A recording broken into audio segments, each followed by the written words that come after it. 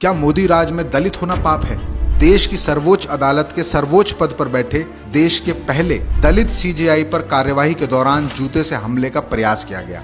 हरियाणा में एक दलित आईपीएस अधिकारी ने प्रताड़ना से तंग आकर आत्महत्या कर ली। उत्तर प्रदेश के रायबरेली में एक गरीब दलित को भाजपाई गुंडों ने कुचल कर मार डाला और हैवानियत की हद पार करते हुए उसके मुंह पर पेशाब तक कर दिया। क्या हो रहा है इस देश में? क्या मोदी राज में दलित होना पाप है? क्या भाजपा आरएसएस के शासन में दलितों को जीने का अधिकार नहीं है? सोचिए, जब मोदी सरकार के गुंडा राज में एक दलित जो भारतीय न्याय व्यवस्था के शिखर तक पहुंचा, या एक दलित जो आईपीएस बनने के लिए दिन रात मेहनत करता है, वो तक सुरक्षित नहीं है, उन्हें इस हद तक मानसिक प्रताड़ना झेलनी पड़ती है कि वो आत्महत्या करने को मजबूर हो जाते हैं, तो फिर इस देश के साधारण दलित और आदिवासी किस भयावह स्थिति में होंगे? किस हद तक जुल्म और अत्याचार से उन्हें गुजरना पड़ता होगा? कैसे उनके साथ जानवरों से भी बदतर सलूक किया जाता होगा? ये कल्पना करना भी मुश्किल है। एनसीआरबी के आंकड़े गवाही देते हैं कि मोदी सरकार के शासनकाल में दलित और आदिवासी अत्याचार के मामलों में लगातार वृद्धि हुई है। वर्ष 2013 से 23 के बीच